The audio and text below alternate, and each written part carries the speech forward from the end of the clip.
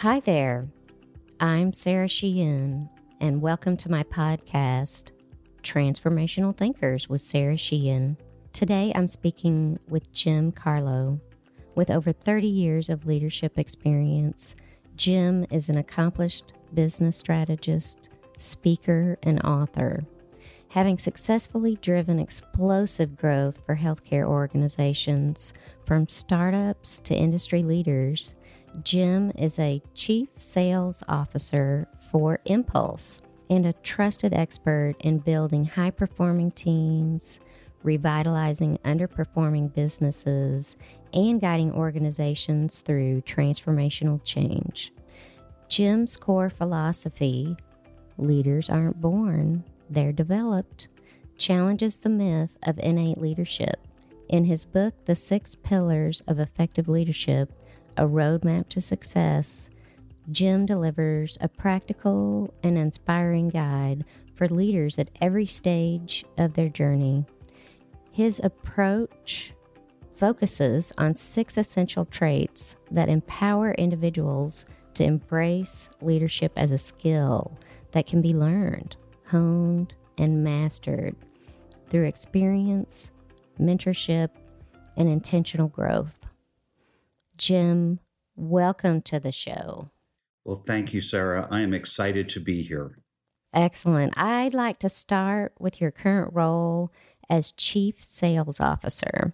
You have proven that you can triple revenue with a significant 150% year-over-year increase in your client base, growing sales conversion rates through KPI-driven metrics, and achieving dramatic year-over-year sales results. Can you share with us how you accomplished these remarkable results with such ease? I wouldn't say with such ease. It was a painful process to really learn what I was missing years ago. And one of the first sales management jobs I had was in the health insurance industry. And the salespeople were actually within a union. And the union contract said somebody had to miss their quota 6 consecutive quarters before you could take disciplinary action. I'm not making this up. Now, this is back in the early 80s.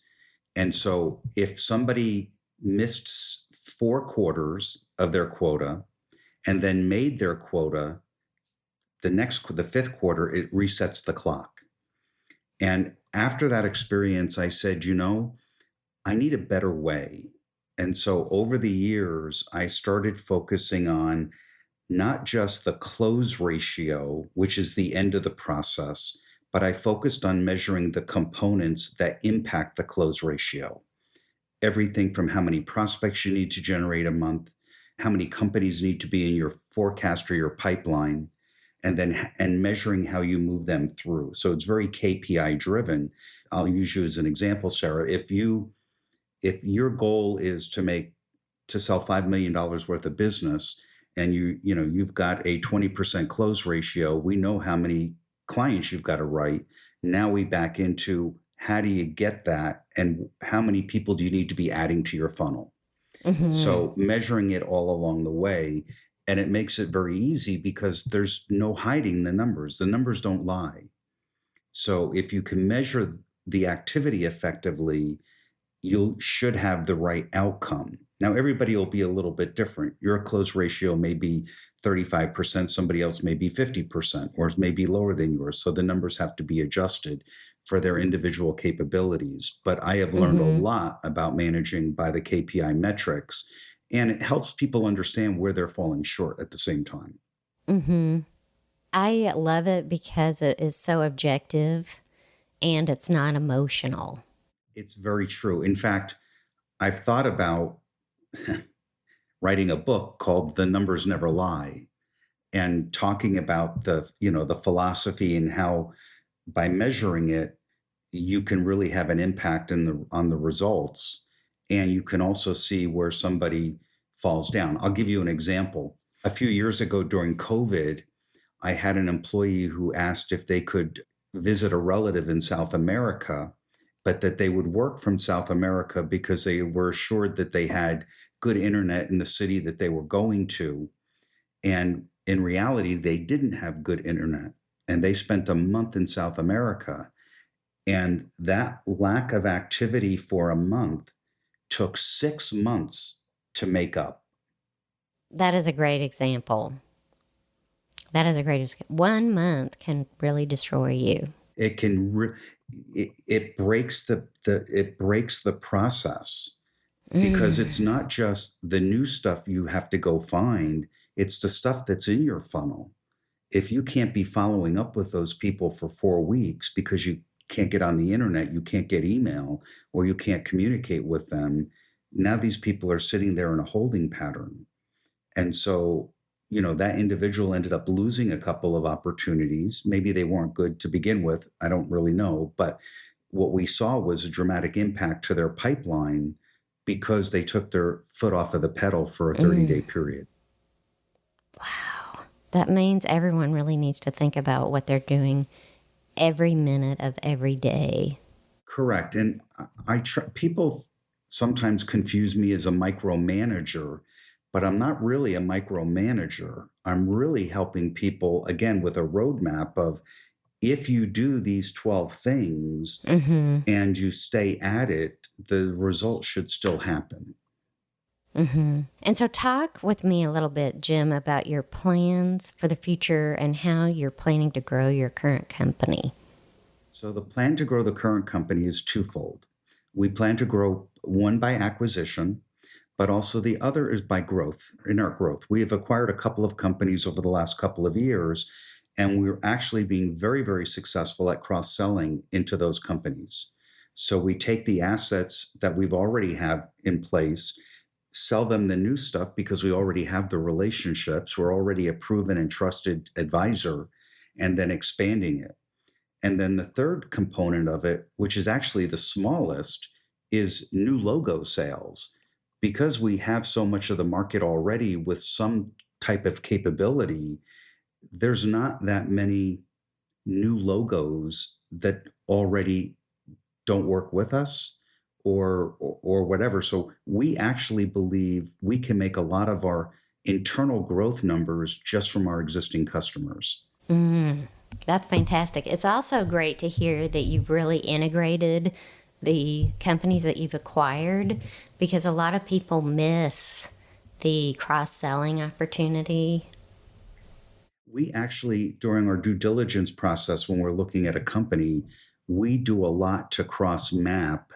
Typically, before the purchase, you don't get the name of the client, all the client list that they have, but you can make some assumptions along the way. But then once the sale happens and we can take and import that data, we can see by customer and by our existing lines of business, add that new capability that we just acquired and see where the blanks are. And then we can also take that new capability we acquired and bring it again across to the companies that they don't serve today that we already have relationships with. That's wonderful. And so talk with me a little bit about your secondary path and how you're developing that. So I decided a couple years ago that as retirement gets closer and closer, that I need to think about, what am I going to do when I retire? Because I can't sit around and go fishing every day. My brain doesn't work that way. And at the same time, I really think I'm going to have some longevity because I think I have good genes. My mom is 100 years old and lives by herself in a house, fully functional. And so I'm hoping I have more of her genes than my dad, who did live a long life. He lived to the age of 88, but to make it to 100, I don't know that I would want to make it to 100, but my mom is in great health, and she travels. I picked her up in April to drive her to my son's wedding. And that's amazing. She had, in fact, nobody believed she was turning 100 years old the day after the wedding. We're in an Uber. That's so great. We're in an Uber and we're driving, and the Uber driver's talking to us, very conversational. And he asked us what we were doing. And it was the day after the wedding, which was my mom's birthday. I said, well, the young lady in the back just turned 100 today. The guy pulled over the Uber car, turned around, and he said, there's no way. And he said, I want to know your story. Tell me your story so I can write a book about it. You have That's probably seen a touching. lot, but I just couldn't. And anyway, it's just, I have That's good genes, I awesome. think. That's awesome. You have good genes. That's a good thing. And so, talk a little bit about what your goal is for your secondary path. My secondary path is I want to help other people become better leaders. And so I've started to speak on the college circuit and as well at conferences. And I also wrote a book that came out in December called The Six Pillars of Effective Leadership, which you've already mentioned. And it's having a lot more success in areas where I never expected. I really thought it was for corporate America. And I've been on podcasts for superintendents of schools and teachers. And just this week, a school teacher from Alabama took my book to the beach and actually took a picture of the book with herself on the beach, posted it on LinkedIn, and talked about how she couldn't wait to dive into the book so that she could start the school year on the right foot. That's great. That's absolutely wonderful. You can't beat having someone do that that's just found you. Correct. That is so powerful. As you think about what your secondary path is and you reflect on where you've come in your current traditional professional career, what do you think the three mistakes, three if you can think, if you have three, but up to three mistakes that people make in managing change? They make incorrect assumptions going into the process that they know what's broke. And they don't take the time to listen and understand how people got to where they are. That's the biggest one. The other thing is people walk into change management thinking that they have to change everything. That's not necessarily true. I've gotten into situations where I've been asked to clean house and I didn't clean house. I retooled people and got them motivated to where they had been years prior, but they had lost their way. So change for change's sake is not always the best thing, but I do always look for how can we be more efficient and also be effective, even if we don't change the people. Mm-hmm. So that's a second mistake that people often make. I think if I was to come up with a third one, I would say people rush to a decision and then implement something without really working out the details and following it through, even on a storyboard of what it's going to look like, so that when they get there, they can compare it to what their expectations were. Because in many times, it's different. Mm-hmm. And I think that that would be the third thing that I think people probably make mistakes on in change management. Mm-hmm. Those are great, insightful points. I really appreciate them. And so, Jim, what do you think the burning platform is for sales organizations today? I think sales organizations today are struggling with AI. Everybody's talking AI, but yeah, I don't know how effective here from an AI perspective, and I use AI in my role. But what AI doesn't have is AI can't understand human emotion. And I think sales organizations that rush to implement AI related capabilities without understanding that it's not going to replicate or be able to interpret the behavior or the concerns that somebody that a human may have. That it doesn't feel AI doesn't feel emotion. Mm-hmm. You feed it content, it gives you content back, but if you don't review that content, you may be sorry that it's actually missing the mark and it's Mm-hmm. not getting the emotional reaction that you need, want, or deserve to have. And so I think that's a challenge that not just sales organizations have, but even operational areas in companies as well. Mm-hmm. So I think that's the biggest challenge. That from a sales only perspective, being in healthcare, it's a little bit different because even though healthcare is run primarily by commercial companies, rules are dictated by the government. Mm-hmm. So CMS dictates the rules. And when you have an administration change, right now there's a lot of rules that may or may not change that are going to impact how insurance companies manage their business and how they can make money at their business, and how the rules will impact members as well, Mm-hmm. or the American public. Those are very insightful points. The fact that AI isn't emotional is a really interesting topic because there are so many. Yeah, somebody could probably prove me wrong, but I have fed things into AI, and I even say I want to have someone to have an emotional reaction when they read this, to take charge. And the words don't always come back the way I would have expected them to come back. And it could be a learning process for the AI tool. But I do think we have to understand there are limits to what AI can do, and it can't replace a human. Mm-hmm. It may supplement a human employee, but it's not going to replace an employee. Interesting. So maybe when you review what you get back from your AI tool, you're looking for where you need to make sure the human connection and emotional touch is added. And That whether is it's missed or a not.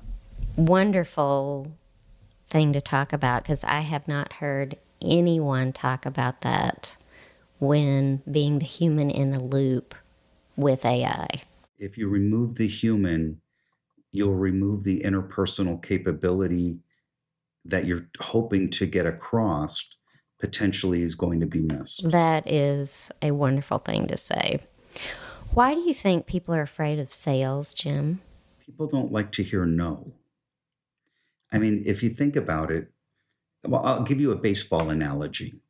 In baseball, in professional baseball, you could strike out 7 out of 10 times you get up at the plate and only hit the ball safely 3 times out of 10 and make the Hall of Fame. So if you think about that, the same thing goes for a salesperson. You have to be able to understand that just because somebody says no doesn't mean that everybody's going to say no, and you just have to keep up at the at bats, Mm-hmm. and the yeses will come. It is very unlikely that you'll have 100% close ratio. You're not going to sell it. I'd love to have somebody on my team that could sell 100% of their prospects, but I have never had that happen. Mm-hmm. And it's never happened to me in the selling world myself as well. So the reality is, in some aspect, we have to understand from a human emotional perspective, there are some people who are going to tell me no. That's right. There are going to be some people that say no. But maybe if you have more conversations, you'll be more likely to get to yes. I agree with that. I also agree that you have to be having that conversation with the right person. A lot of times salespeople fail because they have one person they're dealing with in an organization who may or may not be the decision maker, but there is never in an organization one person who can make the decision on everything Mm-hmm. and not involve the chief financial officer, or controller, or legal, or whatever. So there's other people that a salesperson needs to make sure that they're touching in that process. There's very few. I guess if you're selling pencils to a school teacher, it's maybe a one-stop or a one-visit sale. But the reality is, in Mm-hmm. most businesses today, it's not a one meeting type of thing, and it's not a one person type of sale. They're usually group sales, and there's more than one decision maker, and you have to figure that out. It can be hard when you have a matrix of leaders that you have to align and get on board with a big decision. It is, and there's very few people who do it very well. I have someone that I worked with a few years back. I'll give you his name. His name's Mike Miller. And whenever Mike called me to say, "Hey, I need you to help me or go with me to a customer," he always would give me a client map and tell me all of the decision makers, their roles, and the interactions he's had with them. He was a Wow. master at what I call client mapping. And he was Wow. highly successful because he was always, I never saw him fail at understanding the politics of each organization he dealt with. Mm-hmm. There's a good article there. There is. If not a book, I mean, you could write it. That's very, Correct. very interesting and compelling. Let's talk about your book, The 6 Pillars of Effective Leadership, A Roadmap to Success. You outline the 6 critical attributes for every leader to develop to build trust, accountability, and long-term success. I'd like to dive into 2. What's the foundation for each of these pillars and why they are so important? The 2 I'd like to dive into today are important in today's world and something I think we need more of: integrity and empathy. You picked 2 of my favorites. So to me, integrity is the non-negotiable pillar. And it's non-negotiable because without transparency and integrity, you can't build trust with your team or organization. You also cannot, without integrity, create followers who are going to believe in your vision or strategy. Mm-hmm. And I'll tell you how this came about, and I do write about it in the book. When I was 23 years old, the year I graduated college, I ran for the city council in the town I grew up in. I won. And Awesome. shortly after the November election, the city manager asked me to come in and visit with him. And I sat down and I didn't know what he was going to ask or what he needed. And he said, I want you to do me a favor, which in politics, a favor usually means not a good thing or whatever. But in this case, it was. And I said, what can I do for you? He said, you're a smart guy. You're going to do very, very well in this role. But what I want you to do is every night, right before you close your eyes and you put your head on the pillow, I want you to ask yourself, did you do anything today for your own personal gain that was at the expense of another individual, group of individuals, or organization? And he said, if you can say no to that, you can rest easy. But if you say yes to that, you need to do 2 things. Number 1, figure out if you can unwind it and change what you did. And 2, figure out how to never do it again. Do you know, since that day in November of 1983, I've asked myself that question every night. That's powerful. Every night. That is powerful. And so leading with integrity and transparency, I think we're lacking in the corporate world, but I also think we're lacking it in Washington, D.C. And I think we've been lacking it for a very, very long time. It used to be we, the people, that could influence the government of what we need as citizens, but that doesn't work that way anymore. Mm-hmm. It's the big dollars that are at work from the lobbyists and other people that are getting what they want and paying for influence in return.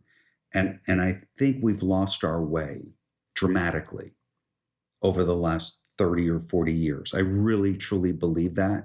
And we have to, just look at our budget deficit. It's out of control. Mm-hmm. We really haven't had a balanced budget since the Reagan or first Bush administration. That's that long ago. Mm-hmm. We can't continue to do this. Right. We're bankrupting our children. For certain. So to me, I think this is my foundational pillar. It's the center pillar of holding up the center of the building. And it's something that to me is, from an unwavering perspective, you can't ever vary from. And by the way, this is totally applicable not only in your professional life, but in your personal life as well. Very much so.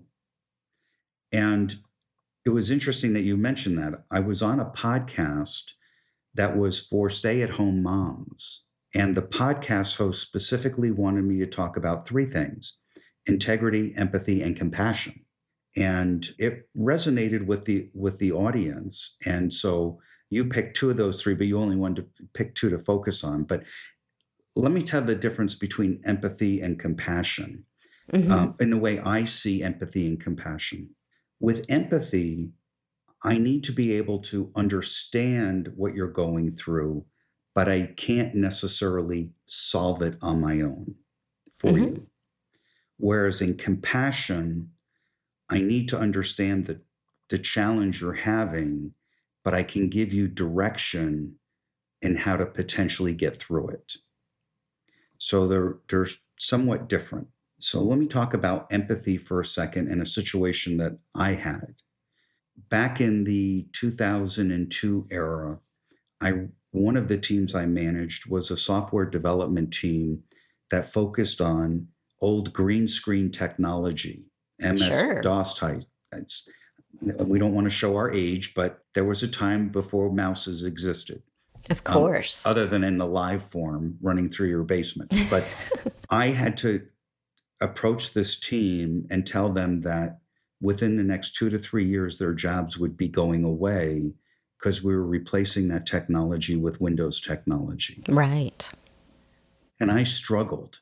It's hard. I did not know what to tell them. This is very hard. And I had to be able to talk to them and not have them all run out the door, because I had a business to support while we transitioned people to the new technology. Sure. So I sat down one night when I was really wrestling with this, and I said, what would I want? What would I want? What would I want from my leader who comes to me and says, your job's going away? So I came up with three things. Now, my sole goal here was to not have people leave before it was time for them to leave, right? So the timing had to match with when people were converting. So the first promise I made was every employee would have as much time as I physically had before those people transitioned. Now, the good news is most of these transitions to implement the new technology was an 8 to 16 month time window. Sure. So people got a minimum of 6 or 8 months to know when their job was going to end. So that was commitment number one. Commitment number two was, if anyone wanted to learn the new technologies, that I would make the training available to them during the workday over a period of time, so that when it came time for them to exit the green screen world, they could migrate to the Windows world, and they were already trained. But I went further than that, and I gave them a third promise. I said, if you don't want to go over to the Windows capability, but you want to stay with the company, I will help you find a job in the company that will meet your financial needs that you have today, but also give you an opportunity to further grow and develop in the company. And then I went a little bit further. I said, if you don't want to stay with the company, I'll help you find a job on the outside that is right for you, with the right organization that'll meet your financial needs. My only goal was to keep everybody until we really didn't need that role anymore. And I achieved that. But about 8 months— I bet you did. About 8 to 9 months after that, I got a call from HR, and they asked to come and see me. Nobody likes when HR wants to come and see you. and so I sat there, and two people walked in and they sat down, and one was not my boss. So I know I didn't need an empty box to start packing up. But I asked what I could do for them. And they said, well, last month, as you know, we did an employee satisfaction survey. And I said, yes. And they said, well, we need to talk about your team in Oakland. And I said, well, how bad is it? And they looked at me and they said, well, that's not the problem. They're the happiest people in the company. Because you showed that you cared. And they said, what are you doing? And I told them. And in retrospect, I took all the worry away for them. That's right. I gave them a roadmap to be able to continue with the company or not. And they had an assistance in finding a new job. So in essence, they didn't need to go home and panic. Right. And most people stayed with the organization. That is a powerful story. And I love it because it really shows that you were in touch with your organization's concerns and you made it personal. That's very, very touching. Very touching. Is there anything else that you want to share on empathy itself? I would tell other leaders not to be afraid. I think it's important for leaders to know when somebody is having a bad day or is even a little bit off. It's our responsibility as leaders to be able to detect those things and to see if there's something that we can do to help. And so, whether it's empathy or compassion, we have an obligation to those people as leaders to be there for them. And as leaders, we should not be afraid of that. Mm-hmm. Leaders who fail are those that fail to build strong teams and fail to get that camaraderie within a team. It's okay to still have competition within the team, but to be able to know when someone is off or not having a good day, to intercede, because maybe they just need a break. Mm-hmm. You know, a couple of years ago, I had a very hard worker, and she was a single mom, and I went to her one day and I said, "Look, you've been busting your butt. It's summertime. I want you to take Thursday and Friday off, and I want you to go do something with your son, and you're not taking it as PTO." Wow. And the person responded to me and they said, "I really appreciate that, but can I take it in 2 weeks?" I said, "I don't care when you take it, but I'm giving you a break because I know you've worked your tail off and you probably have not spent adequate time with your teenage son." And she said, "You're absolutely correct. I haven't. And it's something that we've discussed at home, and I haven't delivered as a parent." And I said, "Well, now you're going to." That's great. That's great. You can't forget that you have to really tune in and read between the lines with people because they may not come to you or explain what's going on. But if you want to see it, you can. You know, if you want to see the edges that might be rough and try to figure out how you can make it better. And you can't see it if you sit behind a closed door and sit behind a computer and just send emails to people all day. You absolutely have to be able to visit with them face to face. Now, COVID made it challenging, but even for my remote employees that report directly to me, we have a weekly one-on-one and it's video conference. Zoom changed the world, the way we manage and do business. And it's just like this podcast, it's being able to communicate. We actually have a company policy that when we have a company call, everybody's on camera.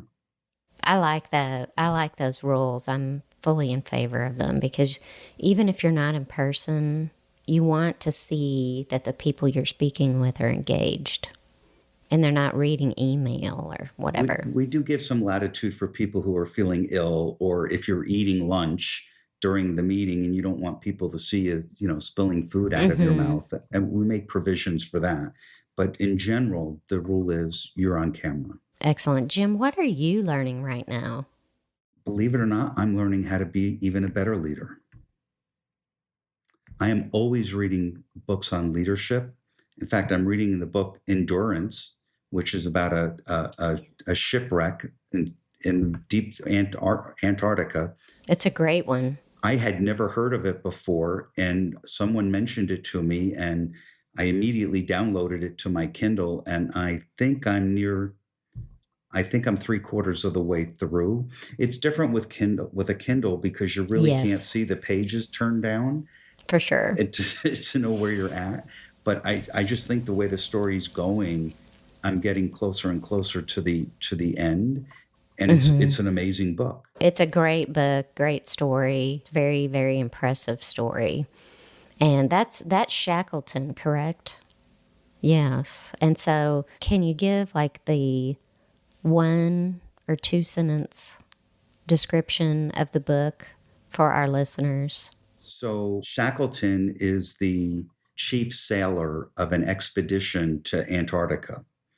And he made a first attempt and wasn't successful. And in the second attempt, he had a similar fate with the main ship, which they thought was much more durable, Seaworthy. seaworthy, and yet it wasn't. The ice was its monster that crushed it. And I don't want to give away too many things, but they then had to try to rescue themselves, and the perseverance over a 2-year period and things that they went through. The common thread was nobody was killing each other. They were all always Exactly. working together. And he couldn't have done that if he was not an effective leader. And so, from my perspective, this goes back to the early 1900s when this ship sailed. But it really resonated with me how he was able to keep that group of people alive, but also, kept them fed, clothed, and kept them on point with what they were committing to doing and to see it through.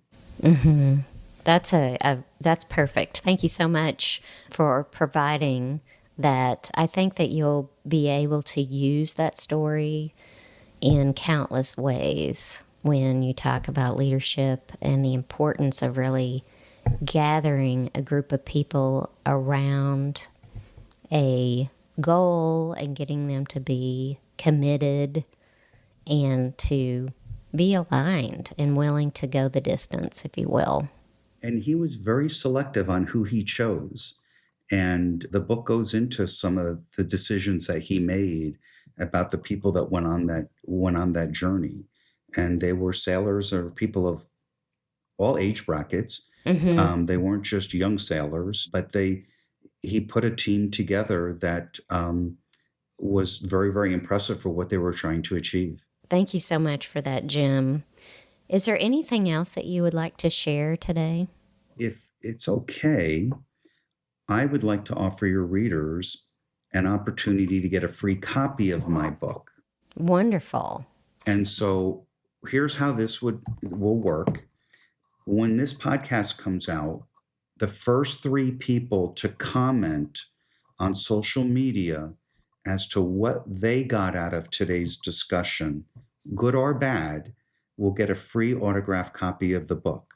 Now, when you post on social media, do not post your address. Post your comment, and we will follow up in private to get your address so that you're not publicizing where you live to the world. I'm very sensitive about that.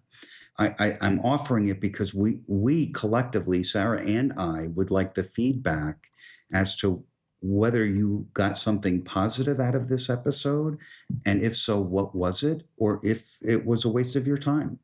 That's important for us to know as well.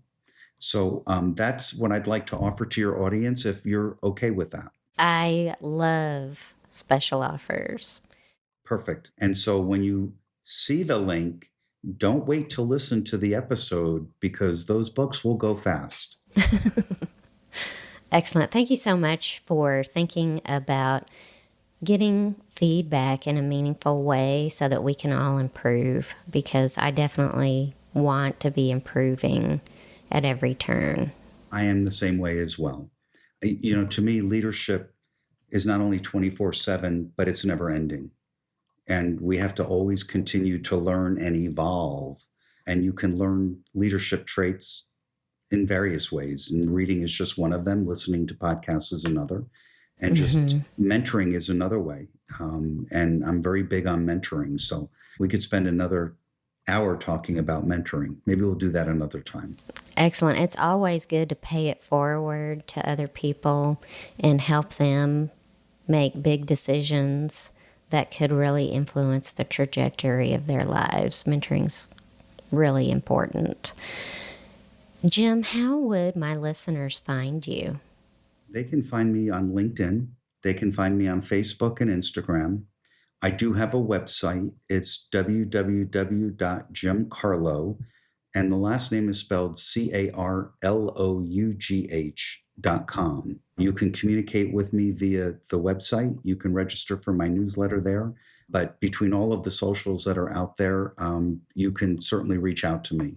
My phone number is also on the website. If you have something that can't wait for an email or you just want to chat real quick, I can certainly take a phone call too. Super. Thanks so much for your time today, Jim.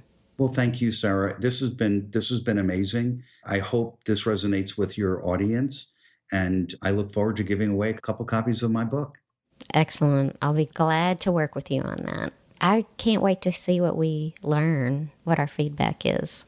My top 3 takeaways from today's discussion with Jim are: leaders are developed, not born. Leadership is a learned skill. Through KPIs, experience, mentorship, and intentional growth, anyone can become an effective leader. Integrity is non-negotiable. True leadership starts with unwavering integrity. Jim's nightly self-check: did I serve others or did I act out of self-interest? Is a practice we can all adopt. Finally, empathy and human connection matter. Whether managing organizational change or navigating the rise of AI, human connection and understanding emotions can't be replaced. Leading with empathy not only builds trust, but boosts team morale and retention. The bonus from today's discussion: Jim is offering a free signed copy of his book to the first 3 listeners who post their takeaways from the episode in social media. The final bonus from today's discussion: with the rise of AI, having change management capabilities in your organization is an imperative. Please contact me for a discovery session to discuss your private, customized Mastering Change Management course. The link will be in the show notes. Thanks so much for listening, and subscribe and never miss an episode.